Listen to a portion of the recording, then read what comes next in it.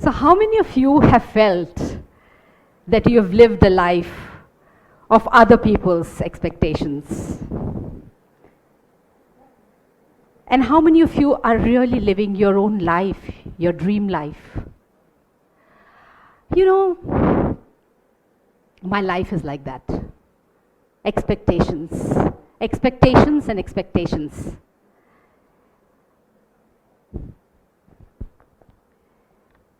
When I was small, when I was in school, I enjoyed a life of creativity.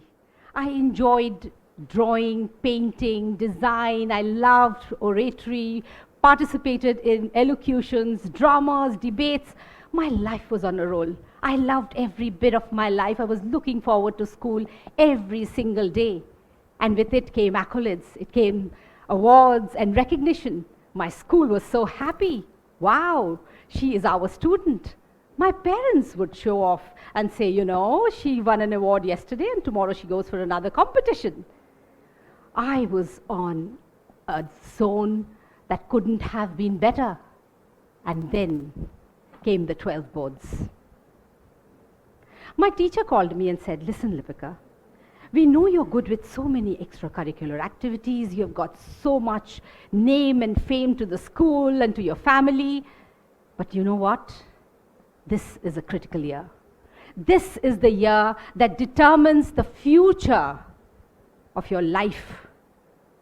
It also means getting a good name for the school only if you get good marks.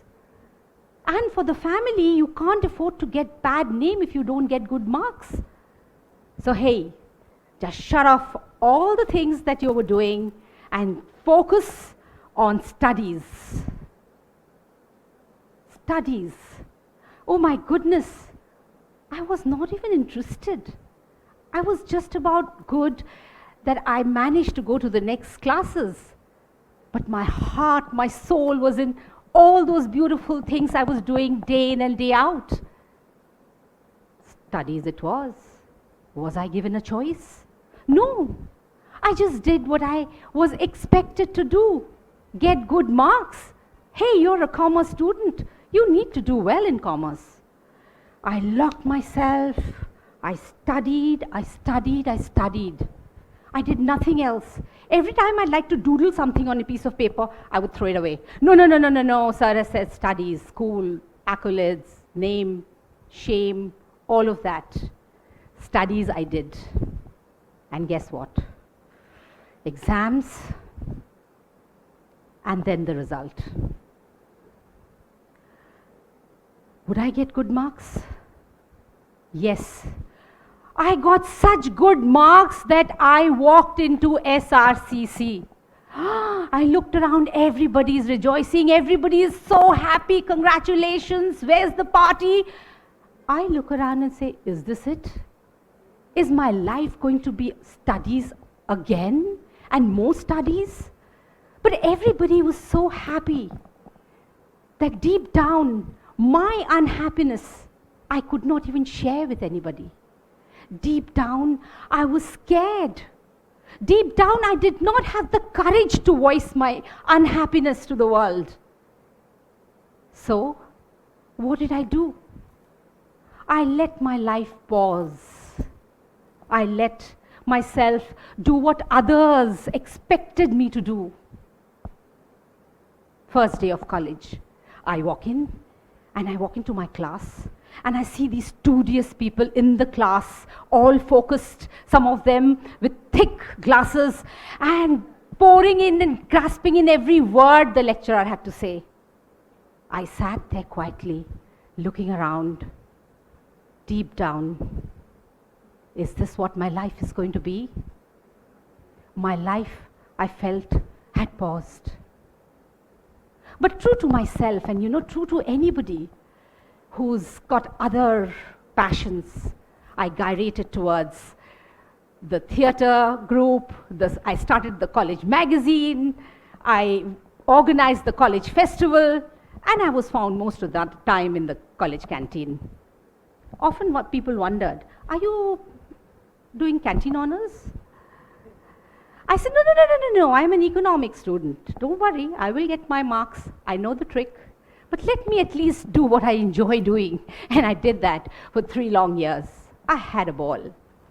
And then third year ended.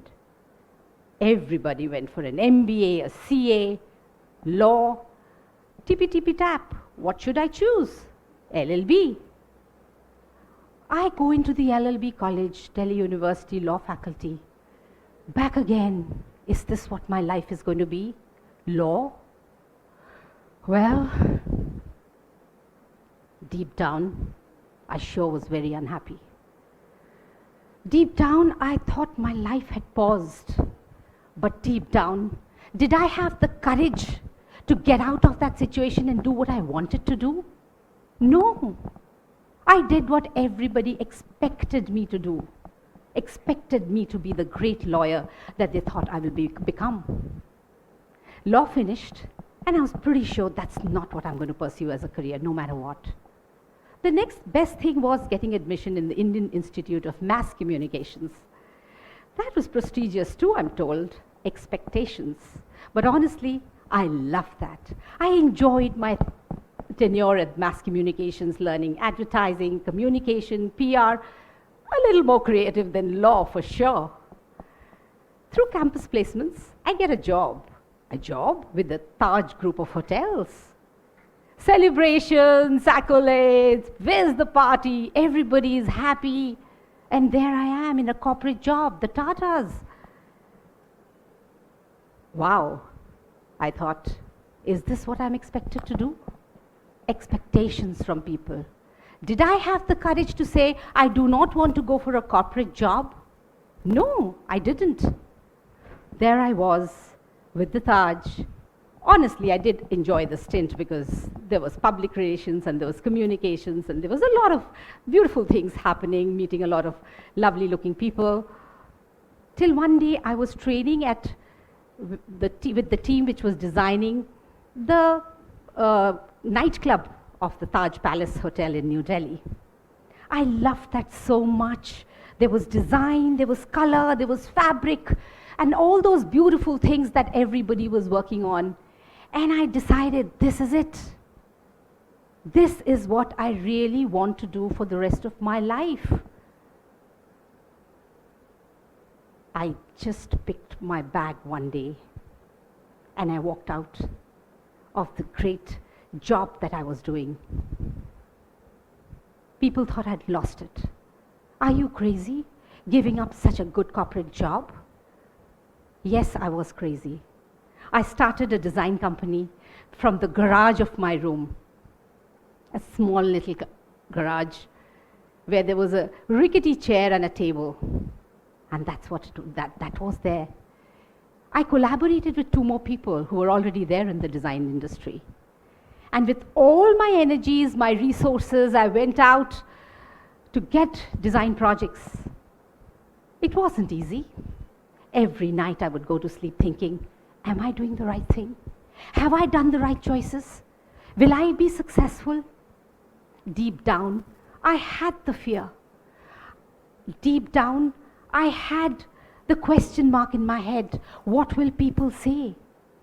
But the next morning, I would get up and I would be all happy and excited about what I was going to be doing, design. It kept me going. It is said that, when you enjoy what you do, not one day seems like work. And that's exactly what was happening with me. I loved it. I chased my passion. I was doing everything from learning at sites, from the carpenters, from the masons, to collaborating with already established professionals, to seeking out projects, going to my clients and saying, I need to do your office. I need to do your residence. I'm willing to learn. I enrolled in classes, enrolled in courses, and there was no looking back. From 3 people, we went to becoming a company of 40 designers and professionals. There came large projects, there came accolades, there came rewards, awards, and not to mention a lot of money. Money, yes, a byproduct of good work, a byproduct of being an expert in your line. Life was on a roll. And then life happens. And it happened. I suddenly realized after a few years of working that there were huge financial irregularities in the company. There was no money. Where did the money go? I was shocked. I did not know how to cope with the situation. I went into a shell. How could I be so let down? From a big organization, we came down to a small outfit of 3 to 4 people. I would cry myself to bed, and I would think I would never be able to come out of this situation ever in my life. It took me several months to gather myself to be able to realize that only and only if I take responsibility of that situation will I be able to come out. And sure I did. It is said that you can take away somebody's money, but you can't take away somebody's talent. I had the talent. I put it to use. I made sure I bounced back really strong. You know, it is not about how many times you fail or fall. It's about how many times you get up, you brush yourself, and you move forward. And that is what I did. And this time, with even more energy, this time, even with more experience, and this time, knowing what not to do and what mistakes not to make. Life was beautiful again. My company did even better than it had done previously. Accolades, awards, recognition, and yes, the byproduct of all of that, a lot of money. More money that I had earned than I had earned previously in my previous company. Life was good. I was happy. People were happy. They were not expecting me to get up, let me tell you. But this time, it was my expectation of me that kept me going. My expectation of what I want to do in my life that will ascertain who I am in this world that kept me going. Life was very good, yes, till just a couple of years ago. What happened? A big pause. The world paused. The pandemic happened. But guess what? This time, the pause was to my advantage. Why? Because I had built the resilience to be able to face any calamity that came to my life. I not only had the determination, but I had the resilience and the knowledge and the intelligence to seek the possibilities in everything that almost seemed impossible to the rest of the world. I understood that in the new normal, technology was king. I understood that in the new normal, we have to completely undo what we knew, unlearn, and learn the new ways of the world. I did. I'm a quick learner. And I knew that's the new normal is here to stay. This time, I started companies where we were designing virtually. I started companies where we were catering to the international clients because the world, thanks to technology, had come into our hands on our computers through a touch of a button. And let me proudly share with you that we have done better these last 2 years in COVID than we have prior to that. So, what are my learnings from this? My journey. Is it that I lacked courage? Is it that I lacked to face the world and tell them what I want to do? Was it a lot of fear? The fear of not being accepted? The fear of, oh my God, what the world is going to say? Yes, a bit of all of that, and that one root cause that I figured was that I was living a life of other people's expectations. The moment I shifted that to what my expectations of me was, That is when I started living a dream life. I realized that I've made a lot of mistakes, and a lot of other people also do the same mistakes. So I built a small formula for the dream life, and I'd like to share that with you. I call it the expectation formula. Now, the expectation formula is very, very simple. Just 3 steps intersecting into your dream life. The first step, passion. Yes, passion. Passion is something that you need to have to be able to take you to another level and not just survive in life. You need to thrive. Because passion is what is that one sound idea that will make you who you are in times to come. But what is this passion? Is it hobby? You may say, oh, I have a lot of hobbies, I'm an engineer, but I like to dance, I like to design, I like to do. No. Go back into your life. See from your childhood, there is that one thing that you always, always like to do, or see or follow. It could be sports, it could be art, it could be science, it could be that one thing that even today when you have free time, you're surfing the net and looking at that. That, my dear, is passion. Swami Vivekananda said, passion is something that keeps you awake, alive. Every second you're thinking about it, every nerve, every part of your body, every muscle is thinking about your passion. And that is the only way you can succeed, is when you have that one burning desire, that one burning idea that actually makes a niche for yourself in that space. Amitabh Bachchan, we all know, the famous Indian actor. He was rejected in an audition when he went to All India Radio for a radio jockey. Did it stop his passion from becoming who he is today? He chased his passion, his acting talents, his need for becoming one of the best actors in the world. And there he is today, internationally known and a gem of India. That is the kind of passion we need to showcase to the world. Internationally, we have J.K. Rowling. We've all heard of how she struggled through her writing passions, but finally she wrote and she was rejected over and over again, and finally, the great novel happened. So what do we learn from this? We learn this next thing, and that is that skills are very, very important. Without skills, passion has no play. Why do we need these skills? It's because if we don't have the skills, we can't become an expert. We can't be a generalist. We have to be a specialist for us to be able to command a place in the space that we want to excel. And that is only possible when you learn, and learn. When you practice, and practice.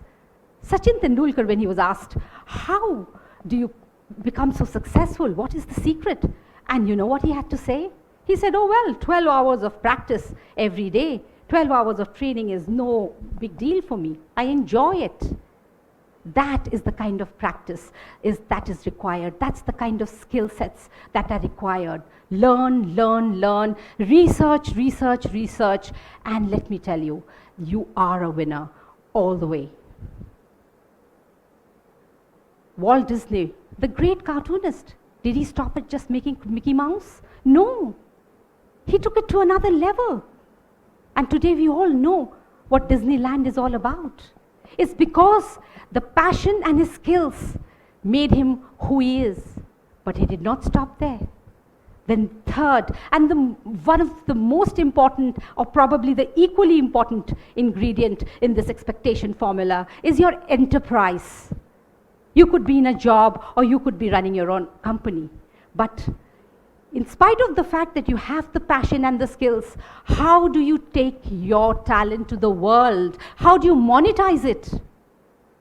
And that, my dear friend, is critical. You need to learn entrepreneurial skills. You need to learn the power of communication. You need to learn the power of branding, marketing, all the skills that are required to take your talent out into the world and to be able to monetize it. Otherwise, you can be the best kept secret in the world with all your passion, all your skills. How do you tell the world who you are? And how do you make the money that you truly deserve if you're talented? Your equation with money is so very critical.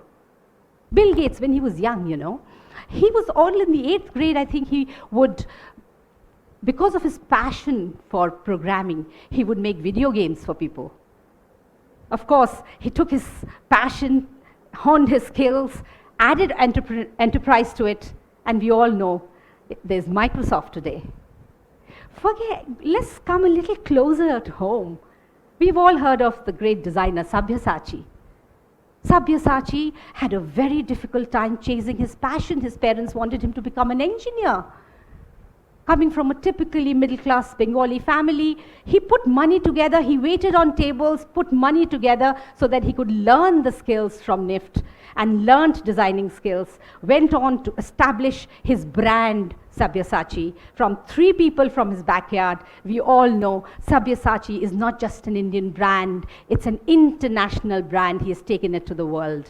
And not only that, he has actually collaborated with people internationally like H&M and others. Enterprise, my dear friend. No matter how good you are at your work, you need to have enterprise. And together, with passion, skill, and enterprise at the bottom, in the center, that's the mean. Your dream life. All the 3 steps have to be followed each and every day of your life. Day after day, year after year. It's like cycling. You cannot stop. It has to go on. And that is where your dream life is. Yes, the dream life, the iceberg, but the world sees it. That huge chunk where you get all the awards, the accolades, and the money. But you know what is holding it up? The bigger chunk which people can't see. Your enterprise, your skills, and your passion, all put together, holding it up day in and day out, so that you can live your dream life. So, one big thing, ignore other people's expectations. Just work on yourself. What is your expectations of you? You need to ignore.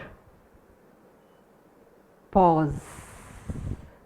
You need to press play. And why just press play? Press fast forward. Thank you.